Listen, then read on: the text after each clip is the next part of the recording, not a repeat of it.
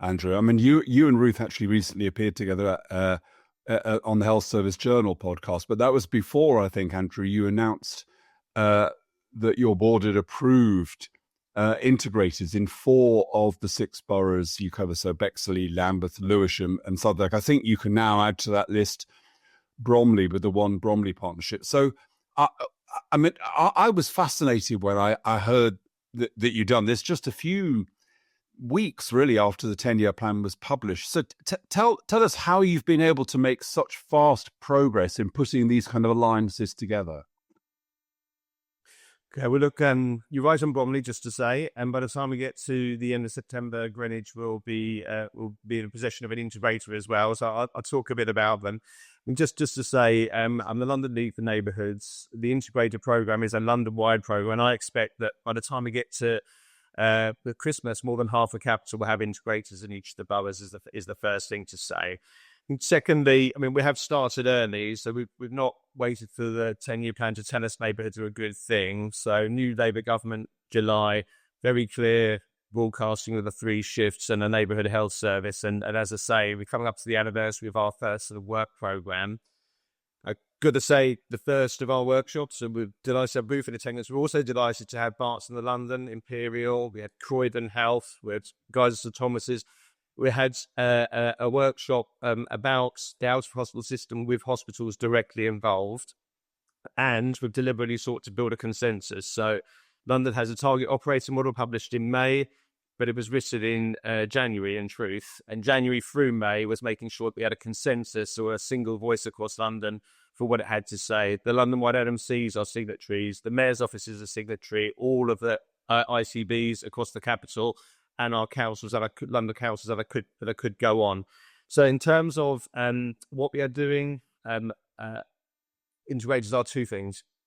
And the first is the formal agreement of all the providers, but I mean all of them, VCSE through to the largest foundation trust in the country, in related to a place to work together and coordinate the development and delivery of neighbourhood health in their patch across their respective neighbourhoods. So that's the first thing, and they do that through a partnership arrangement. And secondly, importantly, they, and we have approved it, that's right, but they have identified a host organisation with the heft to sort of provide some of the organisation there, both delivery, facilitation, providing infrastructure enablers. The interesting thing for me that unfortunately hasn't been reported on, but and I've got some speculation as to why, because it's not as exciting, is that all of our large organisations that have come forward, Guys of St Thomas's, Oxley's, King's will be prominent in the Bromley system. They've only come forward if they've got a partnership with local general practice that's solid. So the detail of our press release is not to be missed. It's a partnership with the largest foundations in the country in each borough or place with local general practice to provide its integrator role. Now, we're not saying who's in charge. Yeah. We're saying who could help. That's what we're saying, who could help at the moment, because we've got fragility in our system. And because we've approached it that way, we think there's sort of 4 offers here, and they're really, really important. The first one is integrators are just practical. Okay, so we don't believe in a London borough the simultaneous delivery of neighbourhood care to populations by virtue of postcode at the same time as population by virtue of condition in a complex environment with a multi-agency, multidisciplinary approach will just self-organise. They just self-organise, we have structures. We think there should be some structure and people experience in providing that structure. So in each of our places, we've said, can he help us with that? We think it's enabling. So I am yet to meet the Director of Transformation for General Practice, or indeed the Chief Executive of General Practice, or something that provides the heft or infrastructure that allows, from my point of view, the gem of the health system being on general practice particularly. I know primary care is wider, let's talk about general practice. That clinical model doesn't necessarily need the back office arrangement it has at the moment. So can large organisations give of that, both in terms of back office, but also if I want ologists to come out into the community, wouldn't it be great if the organisation organising this were in charge of those ologists and say, well, that's part of your job plan now. So enabling. I think it's the best possible gold standard OD exercise we could have for the future.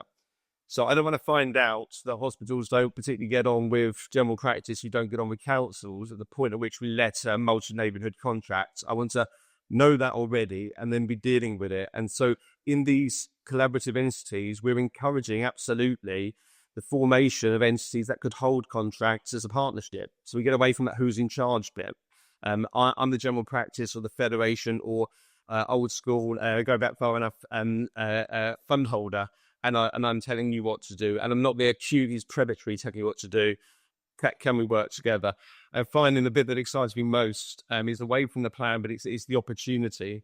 So I think there's a real opportunity if a guy at St Thomas's or an Oxley's is providing the opportunity for general practice nurses who we struggle to recruit and retain to rotate through the system. And by the way, that would be a rotation through acutes, community, mental health, and primary care.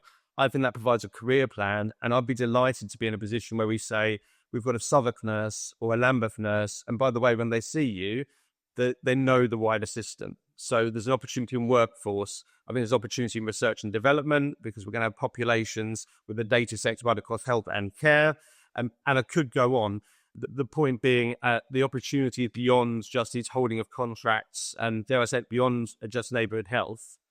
They're not place-based partnerships. So we've got delivery vehicles here, and we are trying to provide the future entities that might be successful with neighbourhood or multi-neighbourhood contracts.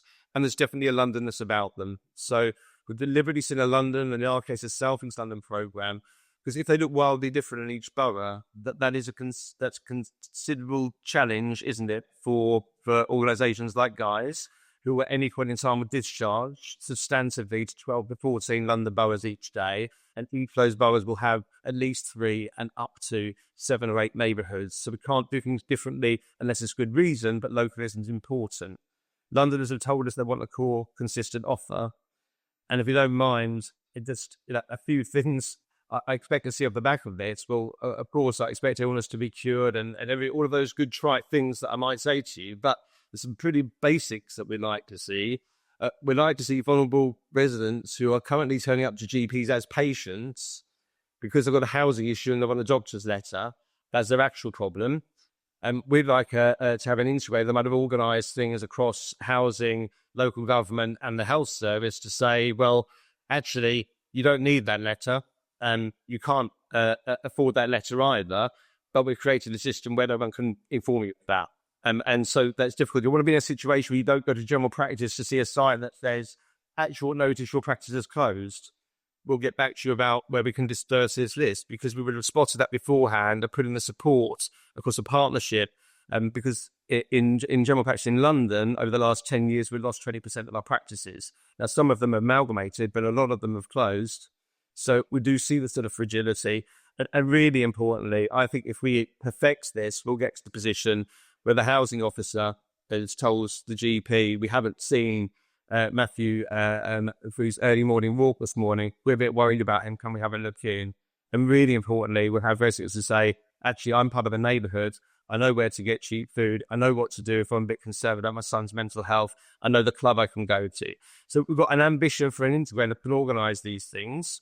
There's a soft side to it, and then preparation for some of the things the plan has to offer.